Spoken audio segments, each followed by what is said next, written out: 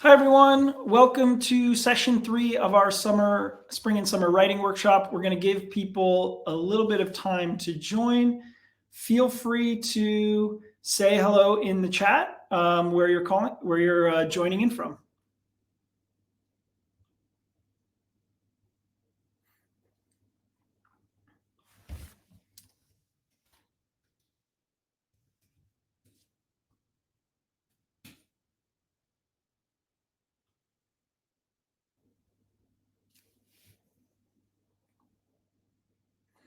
All right, we'll give people a little bit more time to join.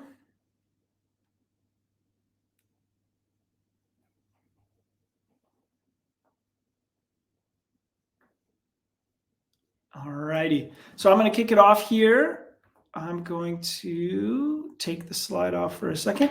All right, welcome to session 3. We're really excited to have everyone here again. Today we have Cameron French, who's going to be schooling us on hooks and introductions today. And then we'll have a Q&A with Elizabeth Weingarten, who has worn a lot of hats in the writing and the behavioral science world. And we're going to kind of pick her brain, not only about her writing, but how she has brought her journalistic mindset into the behavioral science organizations where she worked. For those of you who have joined the past couple weeks or watched the recording, I'm going to do my quick intro to make sure everybody who's new is on the same page as those who have been here the first couple weeks. So here we go with that. Okay, so if you're new to us, The Behavioral Scientist is a nonprofit digital imprint magazine that focuses on covering current events and culture through the lens of human behavior. If you are curious about who we are and why we do what we do, we are for you. And subscribe to our newsletter, and you'll get original commentaries from behavioral scientists in academic and applied settings, government, business, and so forth. We've just released our second print issue, Brain Meets World. We think it's really exciting and cool. And we hope if you like these ideas and you like print, this is for you.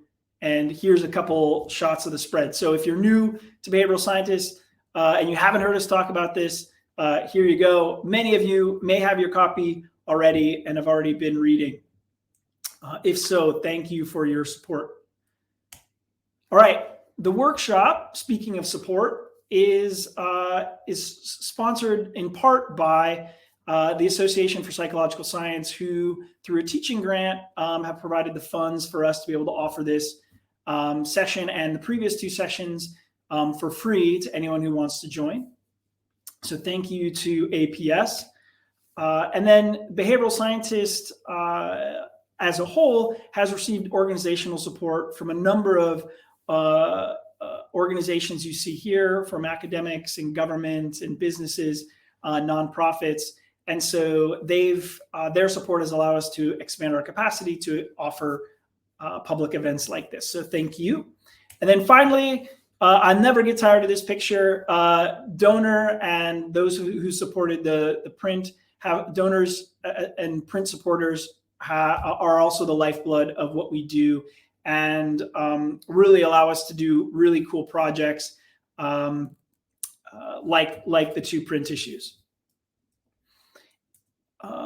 So before we go into why a writing workshop, I just want to say that if you have enjoyed the sessions and you'd like to support them, there's a green button at the bottom where you can click, and it'll take you to a support page where you could make a donation. Any amount really goes directly to supporting our mission, or you could purchase a print issue, which also helps support the work. So why a writing workshop? It's a mouthful. It's not a speaking workshop.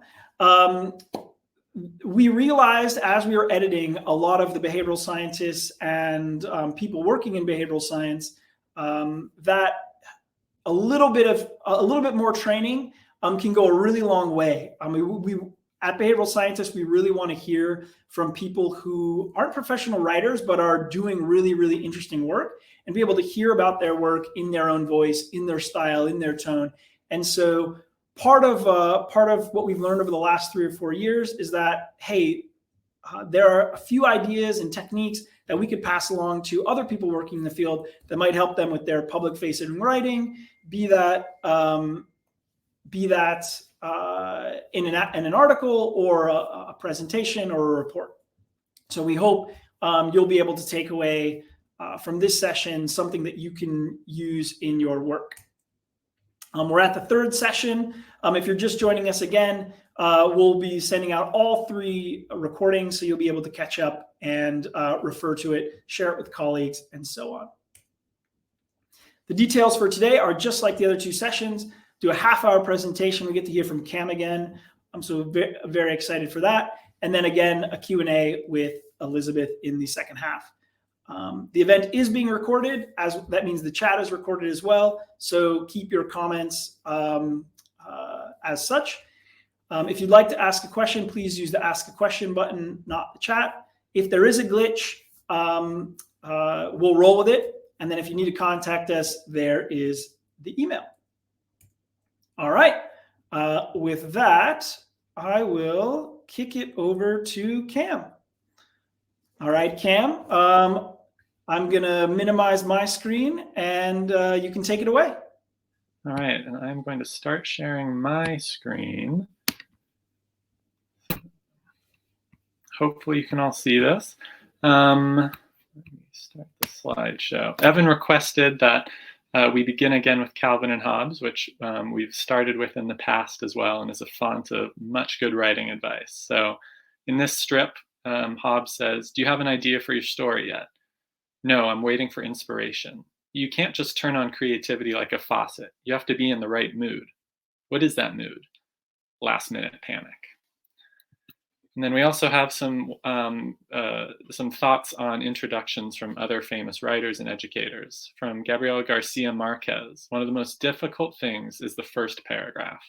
I've spent many months on a first paragraph, and once I get it, the rest just comes out very easily. In the first paragraph, you solve most of the problems with your book. The theme is defined, the style, the tone." And then from John Dewey, "A problem well put is half solved." So what we're working on today is starting well. If we can formulate a strong introduction, then it sets you up for the rest of your piece very well. In my editing experience with behavioral scientists, I found that... Cam? Yeah. Sorry to interrupt. I hadn't maximized your slides. Could you go back just so everyone can enjoy the Calvin and Hobbes thing really quick? Yes, hold on. It's too good to pass up. So your slides were fine. I just hadn't maximized it. So we were seeing you, not the slides. Not that you're in no great shakes or anything. Well, I will gloss this really quick and say that...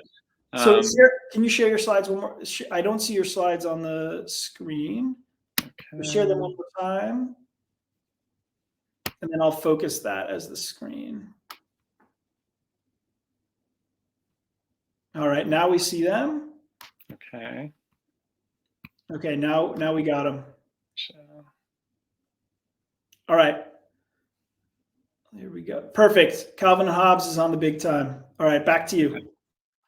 So I already read through this one, but I'll gloss it and say that this strip speaks to how difficult it is to get started with introductions. And we saw a similar thing from other writers in these quotes that I read out. So the theme for today is how to start well. And I hope by the end that this has a double benefit, that you have strategies so you don't have that writer's block that's often hard to overcome at the beginning because you have a clear plan for how to start. And I also hope that they're useful strategies for your reader that will help set up a clear argument on your end and compelling that motivates them to keep reading. I also want to take this moment and thank all of you for being here. These sessions have been really great, and I want to acknowledge the expertise that's in this room in the audience right now. In past sessions, I filled up pages of my own notebook with writing advice that I got in the chat session. So I want to thank you all for bringing that expertise and encourage you to kind of keep an eye on that if you have any questions or want to pick up other strategies beyond what we're able to address here. This is a really great community to be a part of, and I'm really thrilled that we're doing these. So in session 1, I talked about what makes a sentence clear and how to make individual paragraphs flow. And we're going to keep that progression from the small to the large in this one. We're going to talk about starting well with that introduction, and then touch on what makes longer units like paragraphs, sections, and whole documents feel clear and coherent. So a piece of writing advice that I got that has stuck with me is that you're always competing against the refrigerator. It's the easiest thing in the world for your reader to stop reading, get up, go browse around the apartment, especially if they're reading online, to toggle over to Netflix or Twitter or something. So our job in the introduction is to be compelling and to hook them. This is from a style guide called by Joseph Williams and Joseph Bizup. We read most attentively when we read not just about an interesting topic, but about a problem that's important to us. So that's our goal when we're formulating introductions, is to help frame a problem as well. There are 2 goals that can help us do that. We have to let readers know what to expect so they can read more knowledgeably, and we have to motivate readers so they want to read more carefully. So I'm going to dive into an example paragraph that we could see as an introduction. My goal today is I'll read all the words that are on screen, so you won't have to compete between my voice and what's up here. Hopefully it'll make it easier to know what to focus on. When college students go out to relax on the weekend, many now binge, downing several alcoholic drinks quickly until they are drunk or even pass out. It is a behavior that is spreading through colleges and universities across the country. It has drawn the attention of parents, college administrators, and researchers. So on one hand, this might be a little out of date, but as an introduction, it introduces a topic, but it's lacking that motivation to keep you reading. It doesn't tell you what the rest of the piece holds for you. So 3 parts of an introduction that we're going to talk about today are shared context, the problem, and the solution. So here's how we could start rewriting that same introduction for that piece. Leading with the shared context. Alcohol has been a big part of college life for hundreds of years. From football weekends to fraternity parties, college students drink and often drink hard. And then we're going to introduce the problem. But a new kind of drinking, known as binge drinking, is spreading through our colleges and universities. Bingers drink quickly, not just to be sociable, but to get drunk. Binging is far from the harmless fun long associated with college life. In the last 6 months, it has been cited in at least 6 deaths, many injuries, and considerable destruction of property. It crosses the line from fun to reckless behavior that kills and injures not just drinkers, but those around them. And then the last part of an introduction is the solution or claim. We may not be able to stop binging in its entirety, but we must try to control its worst costs by educating students in how to manage its risks. So again, the shared plan for introductions was the shared context, the problem, and the solution. So let's double click and talk a bit about why shared contexts are important.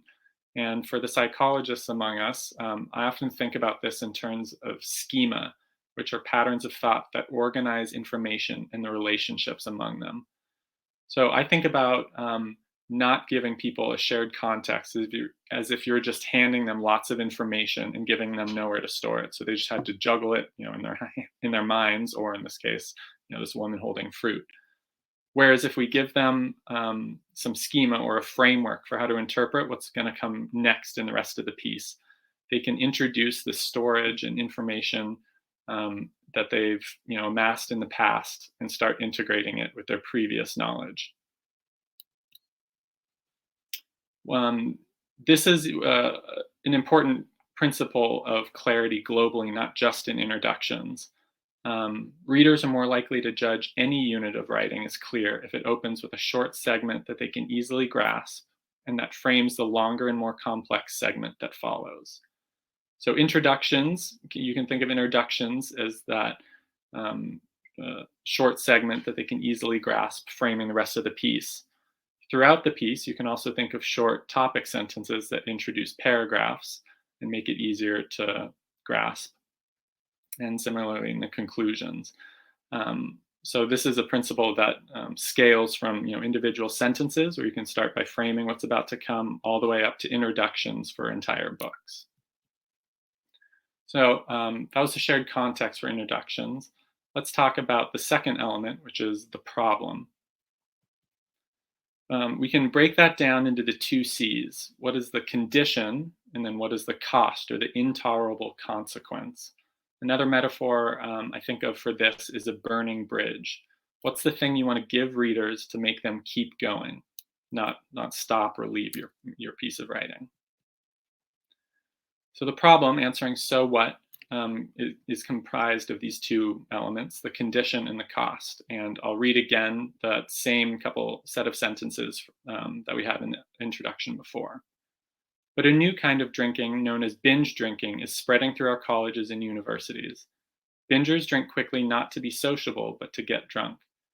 Binging is far from the harmless fun long associated with college life. In the last 6 months, it has been cited in at least 6 deaths, many injuries, and considerable destruction of property. It crosses the line from fun to reckless behavior that kills and injures not just drinkers, but those around them. So I color-coded these. The first 2 sentences lay out the condition, what the problem is. And then the next couple sentences tell us what the cost, or as we said in the last slide, the intolerable consequence of that condition is. It's not just introducing that binging is happening, but saying why it's important for us and for those involved. So one of the strategies you can use for helping to formulate these problems comes from this 1971 paper by Murray Davis from Sociology. This paper explored why people find various theories in sociology interesting. And Murray Davis's answer is that we find things that are interesting when they violate our expectations. So his question in the summary is, how do theories which are generally considered interesting differ from theories which are generally considered non-interesting? Answer: interesting theories are those which deny certain assumptions of their audience, while non-interesting theories are those which affirm certain assumptions of the audience. So a kind of formula that I think of often for this is that you can use in your writing is, many people think X is true. In fact, X is not true. Instead, Y is true. If you want to explore more of this, there's a great podcast that Adam Grant, who's a psychologist at the University of Pennsylvania, did with Malcolm Gladwell, who is one of the finest behavioral science writers. Both of these speakers are masters of kind of roping readers in and getting them to continue reading. In the podcast, Adam Grant says, what makes an idea interesting is when it departs from conventional wisdom. If somebody just affirms your assumptions, you don't get curious, you don't get intrigued, there's no surprise. A lot of people want to formulate surprise into their introductions and like hold the big reveal until the end. I think you can still get that sense of surprise and intrigue by following this idea of what makes things interesting is violating our expectations. So here's an example of something that I wrote a couple weeks ago for a behavioral scientist that followed this pattern. Once we believed in humans as rational, calculated, consistent. We could rely on people, we thought, to make predictable decisions and to act in their best interests. The behavioral revolution has resigned that model of human behavior to the past. We now understand that emotion, bias, and situation shape behavior in unintuitive ways. This new model for humans has revolutionized how certain fields view behavior. But other fields remain relatively untouched by behavioral science and rely on assumptions few researchers now credit. So I was struggling to start this newsletter. I wasn't sure how to do this introduction. And so I returned to the that's interesting formula. I laid out what many people saw as true, this kind of idea of humans as behaving in a certain way, and then flipped it and said, but this is not actually true, and many other fields remain relatively untouched. So that, I think, is an example of how following these kinds of formulas can help both you as the writer get going and hopefully help readers stay motivated to continue. So zooming back out, we can motivate careful reading with an introduction that states a problem readers want to see solved. And one formula for that is the shared context, having a problem with both a condition and, importantly, a cost. And that cost is one of the things that we recommend the most in behavioral scientist editing, that many people think it's kind of implied, or think other people will just be able to infer what the cost is, but making that explicit is a good strategy for helping people keep reading. And at the end of the introduction, making sure to introduce your claim, or some people call this the thesis, or your main point. One of the hesitations people have about this kind of introduction is that it's cookie cutter and doesn't allow for any creativity, and that readers will get bored by formulaic writing. And while that may seem cut and dried, that to the writer who's conscious of the forms they follow and have already thought deeply about the content, this kind of writing helps readers who have too little time to read, understand, and remember everything that you're trying to impart. So it's kind of a curse of knowledge, that the writer, it looks transparent that they're following these same forms in different ways, but to the reader, it's less transparent because they're more focused on the content, and that's good. So I think we have a few more minutes, so I wanted to end with more specific techniques. We've talked a lot about the introduction and how to be clear and compelling there, but a lot of people also want to learn more strategies for writing beautifully and with climactic emphasis. So I was going to talk about 3 strategies for ending a sentence or a section or even the piece with special emphasis. Those are to end with weighty words, or you can end with the formula of plus a weighty word, or end with echoes. And I'll give you just a few quick examples of each of those. So weighty words, here's an example of where this isn't happening, and the end kind of peters out. Studies into intellectual differences based on children's skull shape are projects that only the most politically naive psychologist would be willing to give support to.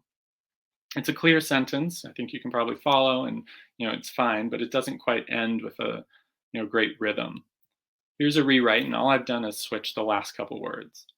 Studies into intellectual differences based on children's skull shape are projects that only the most politically naive psychologist would be willing to support. So if you're here in the first session, we talked about zombie nouns and how they suck the life from a lot of writing. These are things that end in like ism or tion, shun suffixes on words. And while they do suck the life from a lot of writing, they can actually be very helpful in terms of these weighty words.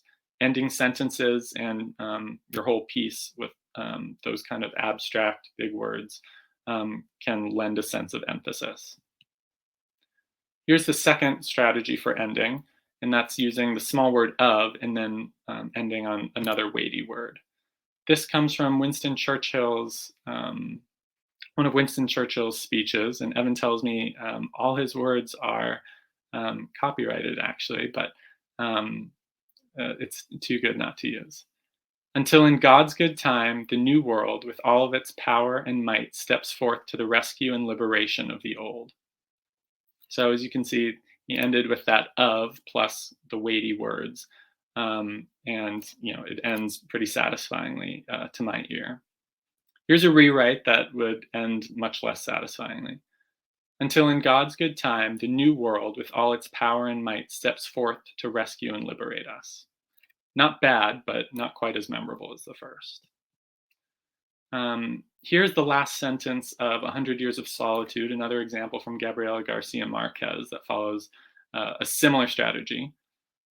That everything written on them was unrepeatable since time immemorial and forevermore, because races condemned to 100 years of solitude did not have a second opportunity on earth.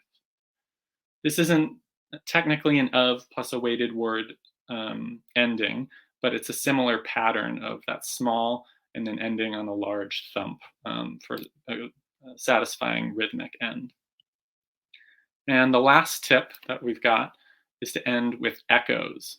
So I'll have 3 examples. The first one is, I've written these essays to anatomize this familiar yet really strange being, Style the Centaur. The book may be read as an extended critical commentary on Buffon's famous saying that the style is the man. So repeating that idea of style, and then the extra character there. Second example, apart from a few mechanical tricks of rhetoric, manner is indissolubly linked to matter. Style shapes and is in turn shaped by substance. So we've got this echo or rhyme of manner to matter, and from shapes and shaped by. And a final example, it seems frivolous, almost inappropriate to be stylish about style. So I'm going to stop sharing my screen now and turn it back over to Evan for any questions. Awesome, Cam. Thanks so much. We had a couple questions come in. Feel free to ask them in the Ask a Question button. One I wanted to ask you is, comes from Kaylee. How do these formulas play out when the topic isn't necessarily about a cost in a negative sense, but perhaps about something interesting or positive? So maybe an opportunity. Do the same rules apply? It's just kind of a framing, or what would you say? Yeah. So often, if you're writing in a genre that doesn't have such clear costs as like binge drinking, right, which could be life and death or something like that, you still want to think about why the reader should continue. Why is it worth the reader's time? And so the problem, the cost, I think is maybe an exaggerated way to think about how we're trying to get the reader to keep going. But it taps into what's in it for them. What do they need to keep reading for? So I think that cuts across genres, even if it's not, such a concrete or specific topic, even if it's more a conceptual problem, like, how did life originate? These are things that you want to motivate the reader to continue. And are there any costs or like any problems that you're trying to resolve for them? So your job as the writer is to make your problem the reader's. Cool. Yeah, no, I think that's great advice. And I often find that sometimes writers, and so this is something maybe people can, as they're writing, notice, might have a proclivity to talk about the negative thing as their default, or they might have a default as to talk about the positive or the opportunity. So some advice that I give to writers sometimes is notice what maybe your tendency is, and does that align with the message you're trying to say? Because I think if you do want to talk about something positive, but you go into negative, it can shift the frame. But I think you're right. Always emphasizing the why the reader should keep reading. I really like that advice. Okay, this is a short one. What makes a weighty word? Mm-hmm. Yeah, there aren't, I think, really clear rules on this. This gets away from just like clarity and coherence to, your own sense of style and your own ear for what sounds good. I mentioned zombie nouns. That's a good one. The Gettysburg Address ends very similarly to 100 Years of Solitude. They both end with the same 3 words, on the earth.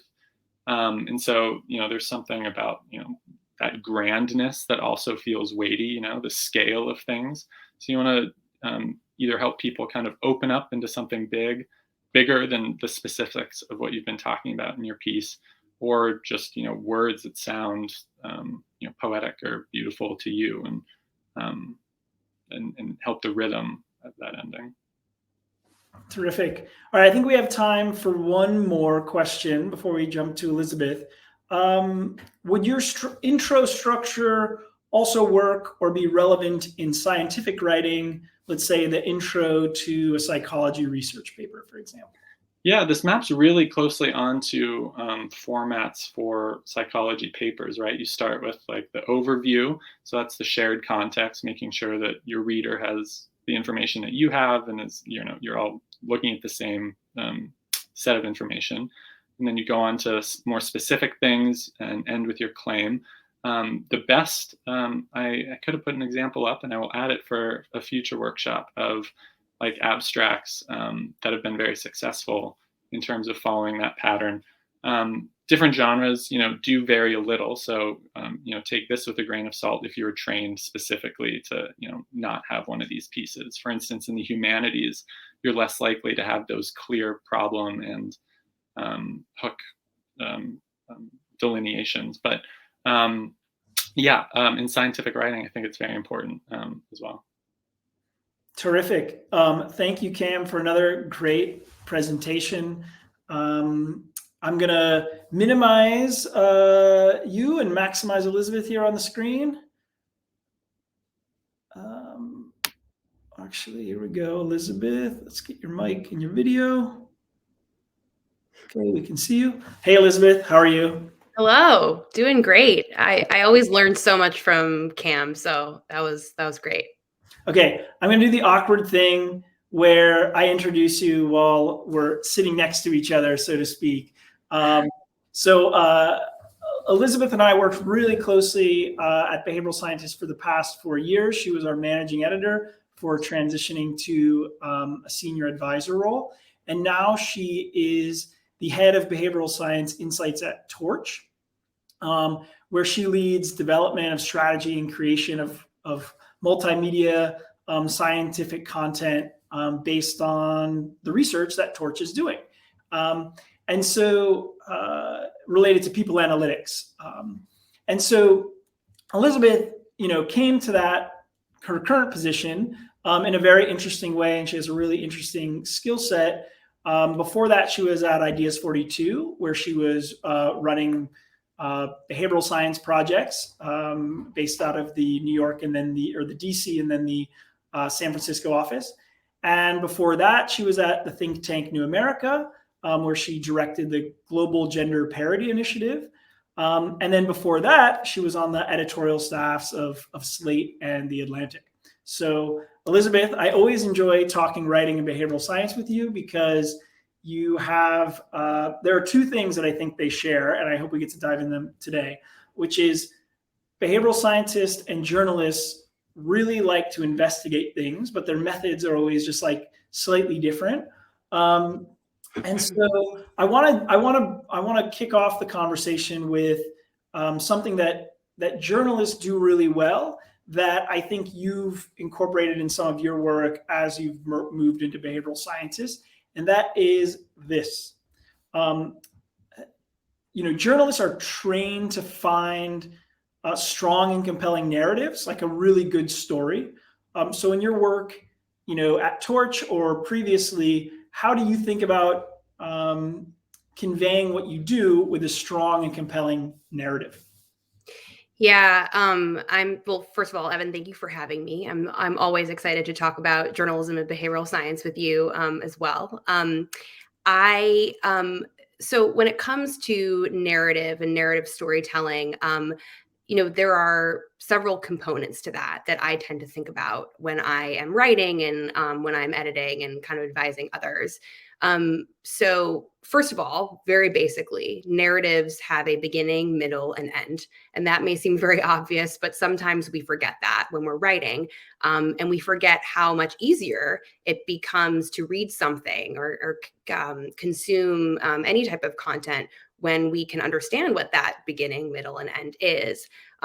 Narratives also have protagonists. They have a plot or kind of conflict. There are stakes there. They have a setting. We know where we are, and they have a resolution. Of course, I can't always use all of those elements in everything that I produce. So, an ebook, for instance, isn't necessarily going to have a conflict like a Pixar movie would have a conflict. But at the same time, I think we can be creative about the elements that we do use and how we set up the stakes or the tension that we're talking about the problem, how we bring in details about kind of where we are in time and where we are in terms of the place. But the most important question I do try to ask myself when I'm starting anything is, how can I give this a beginning, middle, and end? And can I make the conflict or the kind of central tension or reasons why this is important really clear to readers? And also, is there a character who can make some of this come alive? So maybe that's, if you're writing about research, maybe that's the researcher, maybe that's you, maybe that's somebody who you have been talking to for your research. Maybe that's, a kind of a qualitative research participant. And I should say here too, there's a rationale for doing this beyond the fact that it just makes whatever you're writing more compelling. It's not just that, this becomes a better read. It's actually that makes for a read that people tend to remember better. So there's lots of good research, and I believe there's some good research from Stanford in particular to suggest that people actually remember and learn more when facts and ideas are told in the form of a narrative versus on their own. Nice. No, that's really great to hear. So just if I recap, and if I leave anything out, just remind me. So we got to have a beginning, middle, and an end if we're doing a narrative. So if I'm sitting down and I need to tell the story of a project, that's step number one. Step number two is I need to understand, what was the tension there. A lot of times, and Cam maybe has alluded to this early on, where we have our curse of knowledge. What might look like tension from the outside, we just don't see. So taking a step back and understanding, hey, that thing that we did actually kind of butted up against this other idea or this other way of doing things. And here's why this might be important, or here's why they come into conflict, and we need to kind of address that. And then number three, I think was to your last point, that putting ideas in a narrative doesn't just make it easier to read, it also makes it easier to remember. And I would maybe even suggest at one, addition to that, which is that by doing that and forcing yourself to kind of think about your work in a different way, you're actually deepening your own understanding of your work when you're having to explain it and things like that. So when we're not thinking about narratives all the time, maybe in our work, doing so has that added benefit of actually deepening understanding. So did I leave anything out as I was recapping? I think that's spot on. And I think, fundamentally narratives are how we make meaning as a species, right? So I think it would make sense that if you are also trying to think about, well, what is the narrative here? You'll absolutely deepen your understanding of whatever it is you're talking about. The only thing I would say too is sometimes when I list those elements of narrative, people can say, well, those don't apply to what I'm writing about.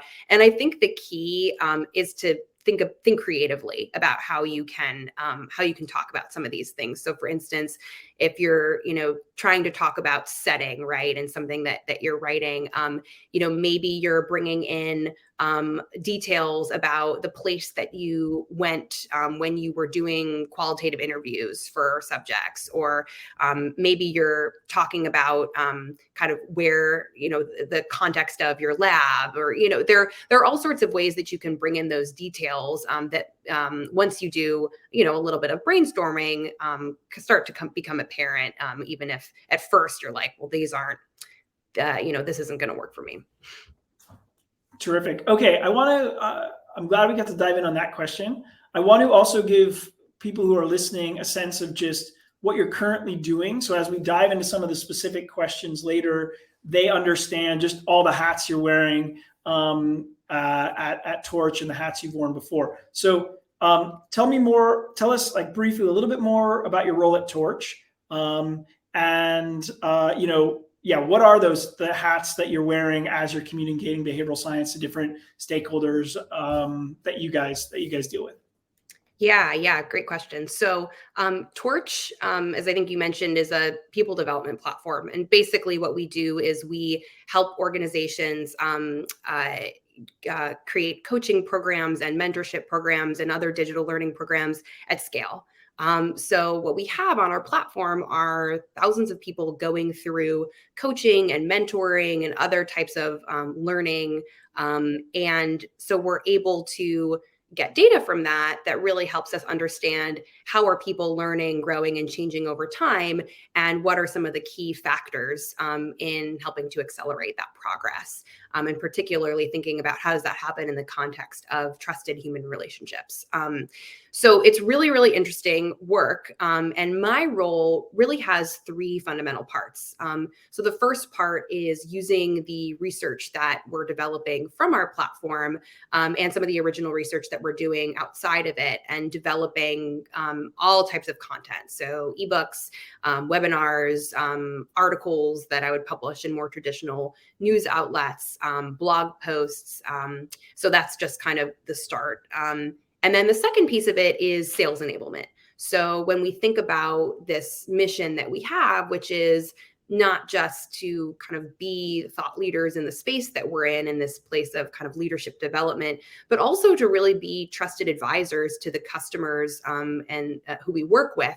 It's really important that everybody, not just me and not just my team, have a deep understanding of the behavioral science of the platform and kind of what we're doing, what we're learning, and why this is hopefully going to help our customers design better programs, and ultimately help people learn and grow faster and more effectively inside their organizations. So a lot of what I do is also working with our sales and our customer success teams, and helping them to better understand some of those foundational behavioral science pieces. And then the third thing, and this is kind of emergent in my work, is because I've spent a lot of time in the past doing DE&I related work, diversity, equity, and inclusion. I'm now really working quite a lot on materials that are kind of focused on sharing the behavioral science of diversity, equity, and inclusion, and helping to support some of our other teams in learning some of those really important concepts, both because DE&I is something that we work on quite a lot with our customers, but also internally at Torch. It's a big initiative for us and a big deal for us. So those are some of the main things that I do as part of my role. Swiss Army knife. So the reason I wanted you to lay that all out there, and I think it's part of why I like working at the Behavioral Scientist with our writers, is because typically they're doing things like they're and I'd say maybe you have two extra buckets than most people might have. But the point is you're wearing a lot of different hats, and your writing works its way into those hats, but it's different types of writing. You've got to shift, you've got to engage with different audiences. And so I think it's like a very real problem that people also might have at these writing workshops. You're thinking, I'm the expert in X, Y, and Z, but I've also got to do, I have my writing goals.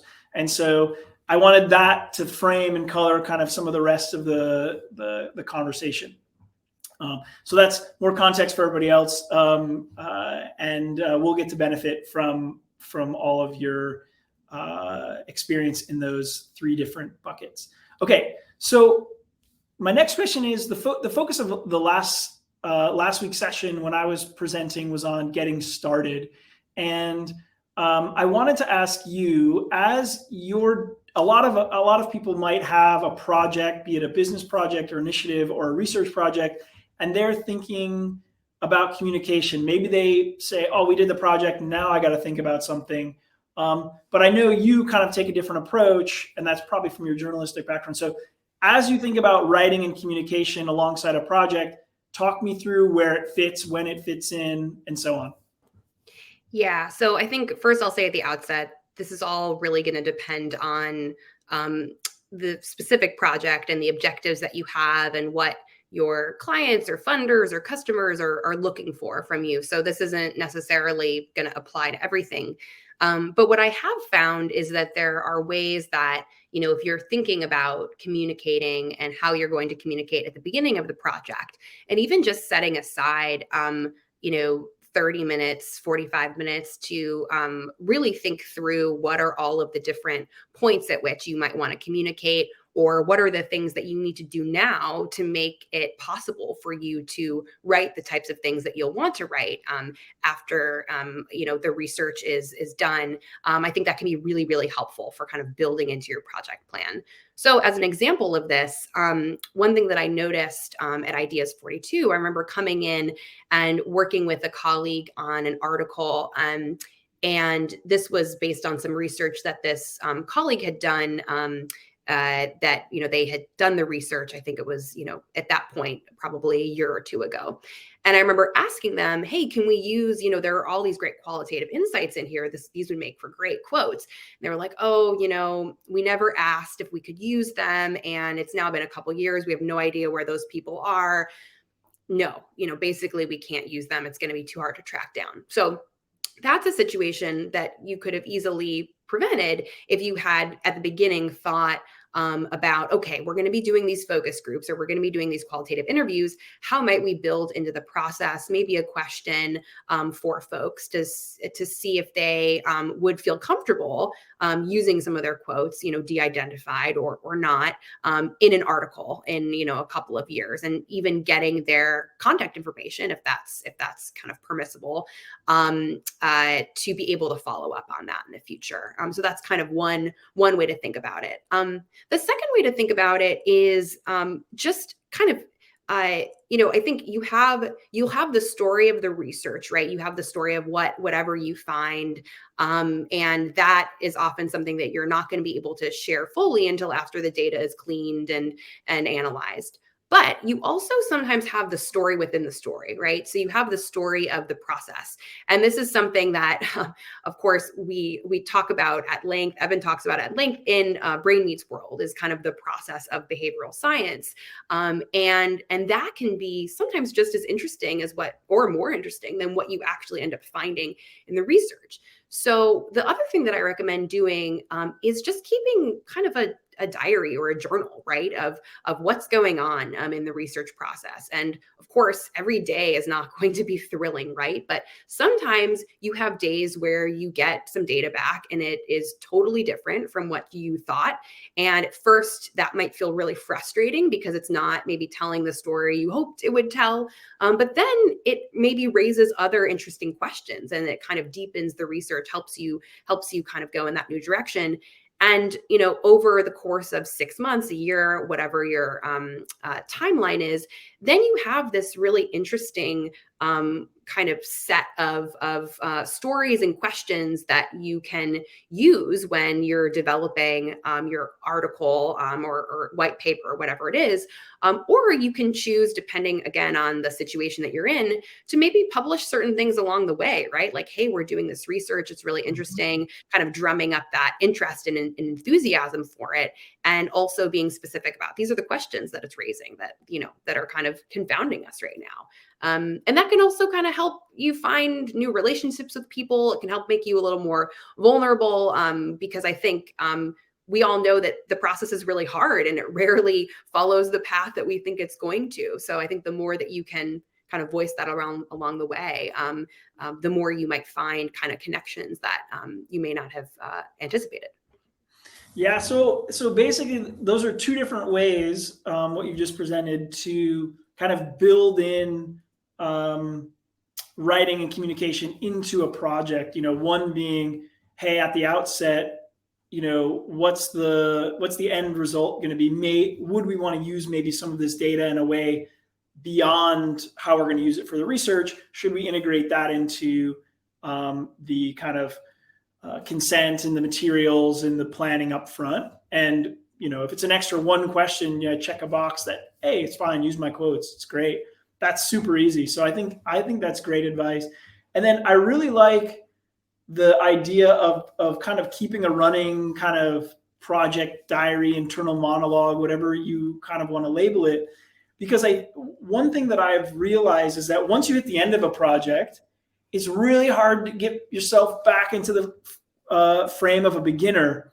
And yet your reader, whether it's a funder or a client or someone just, again, reading a popular article, they are at the beginner stage and they kind of go through that same progression of questions that you yourself went to. And so being able to kind of take someone on that question journey, I think is such compelling advice, because to what Cam said earlier about shared context and problems, that's like, you've done your work right there. So I really love those two pieces of advice. And I just also like the general advice that people might ask themselves: how do I build in writing and communication to the project along the way, maybe in a different way? Okay, shifting gears a little bit. Let's see. I'm just scanning my questions, and I want to understand where we want to jump next. One second. Okay, so one question that came up last week that I wanted to ask you about is related to what we just talked about. How do you? And so maybe it's a brief answer. Maybe there's something extra to go into, but I wanted to ask it of you. How do you know when something is ready to write about? And let's just say, for a popular audience, in a behavioral scientist or another outlet, like maybe a local paper or a national paper, whatever it might be. Oh gosh. I think the first thing I'll say is it definitely depends on what we're talking about. If we're talking about like multi-stakeholder research, obviously I've been a part of those processes where you have to get sign off from 700 people, and it's ready because everybody has told you that it's ready, and it's that type of thing. If you're more working as kind of a free agent and you can make that call yourself, I tend to sometimes, what I would say is that something is ready. Sometimes it's ready before you think it's ready. And I think if you think that there's something that you want to share, if there's even kind of a nugget of something, what I would encourage folks to do is really to just kind of sit down and write and see what happens.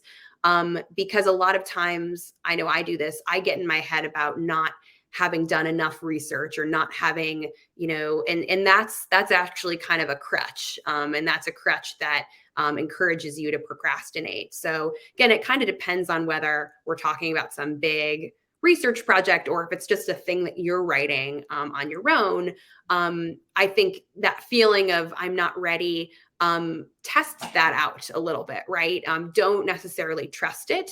Try to write, see what comes out. Sometimes that process can help you feel like, okay, actually there is something here. Or maybe you really do find, there's still some really big holes in my understanding. But so I'm not totally answering your question, but what I am saying is that writing is a tool for helping you know if something's ready or not. So don't stop yourself writing because you don't think that you're ready yet.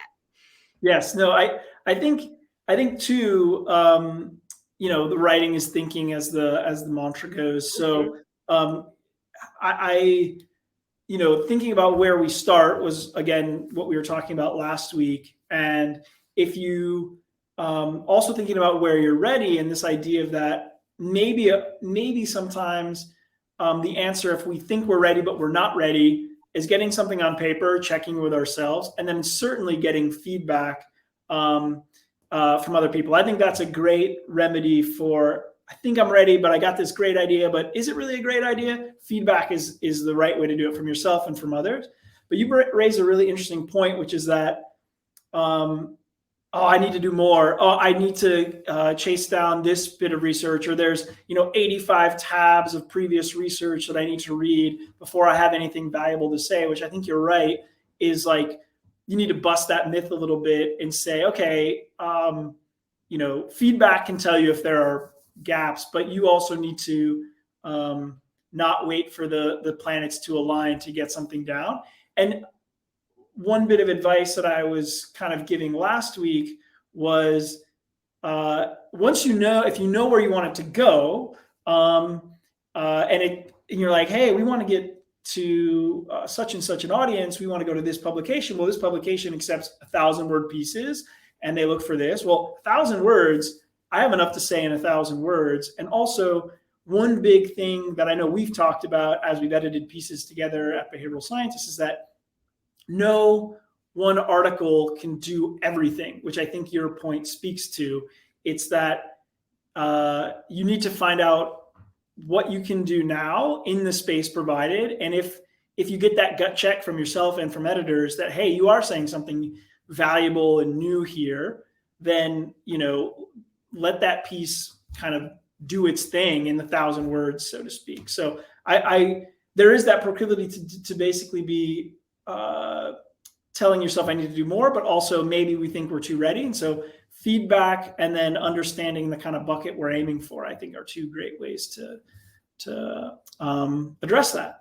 Okay, so if you want to ask Elizabeth a question, I think we might have time for one or two. So throw them in there. Elizabeth, this is just this will be a quick question.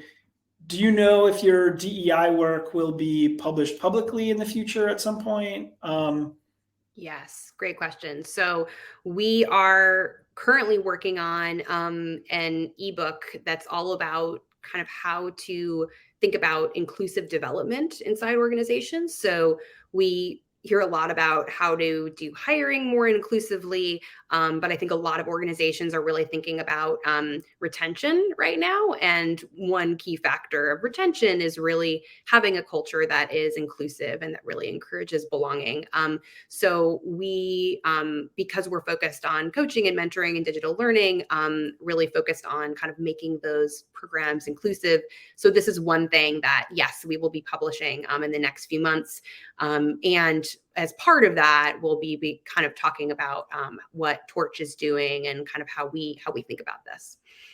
So that would be an awesome chance to see Elizabeth's writing in action, writing and organization skills in action. I don't know, maybe you're not writing it everything. I don't know, but yeah, I'm working with many other people on it. I would say if you want to see writing, the thing that I'm regularly doing right now is a coaching diary series. So I'm going through leadership coaching for the first time.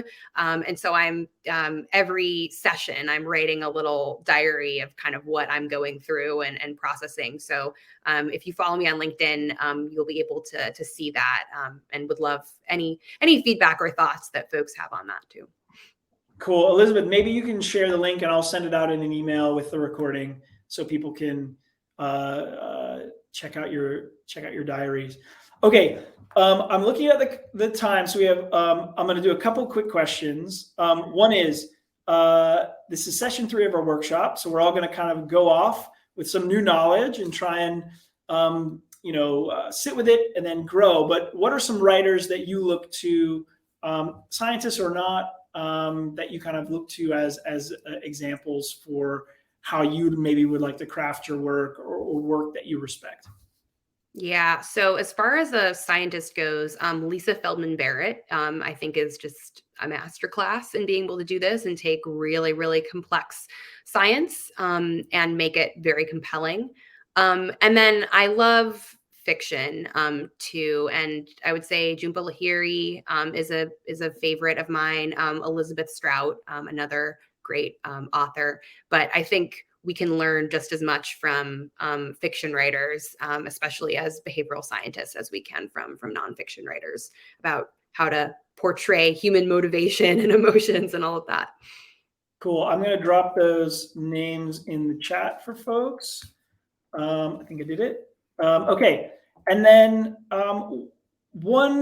let's see, do we have time? Can you give the very quick version of something we were talking about, which is becoming an active reader and how that helps you with your writing? So give people who are on the call some advice to go off into the sunset with maybe a writer's eye to reading. Sure. So the 30-second version: find an article or a book that you really love and ask yourself, why do I like this? And really go through and ask yourself, why am I still reading after the first few sentences? What about this part is drawing me in. How did this writer end this piece? What are the details that made me laugh or that made me get emotional? And by being an active reader in that way and really asking yourself those questions, you're making them, those elements more salient for the next time that you write. And that's one way that I've tried to improve my own writing. Terrific. Okay, Elizabeth, thank you so much. I'm going to do a couple parting announcements for everyone. So hang out if you can. If you have to hop, you can check the recording and we'll follow up in an email. Okay, I'm going to thank you so much, Elizabeth. All right. All right, a few final recordings or final bits for the sessions that I wanted to get on the record here. Thank you so much for coming to the sessions. This is the first time we've done an open writing workshop series, so we're gonna be asking for your feedback. It's gonna be a brief survey. Please tell us what you liked, what you want more of, what you would change, what we didn't cover that you want to learn about. And so we would love your feedback on that. If they've been valuable, please support us. We're a nonprofit. You can click the green button below. I didn't go into sales, so I'm not a great salesman. I went into nonprofit journalism, but I'm required to say, we'd love your support, and you can do it through donating. You could do it through purchasing one of our print editions. We're going to be creating a resources page, which will have access to all of the recordings, and it will have access to some of the resources that we've found throughout our time as editors that have been really valuable, that we've drawn on consistently. So stay tuned for that. We'll be building that. It'll be a permanent webpage. I know some people are interested in a networking event, so we'll follow up on email with more information about how we might do that. If you have suggestions or ideas, or have been part of one that was great, or part of one that you would not like to replicate, send us your tips. We've got people all across the globe, and we'd love to figure out how to connect them effectively. With that, just one final big thank you to everyone. We're really glad that everyone could join from so many different time zones, so many different countries, so many different kind of backgrounds and ways you're applying writing in your work and life. So thank you, and we will be in touch over email. All right. Bye-bye, everyone.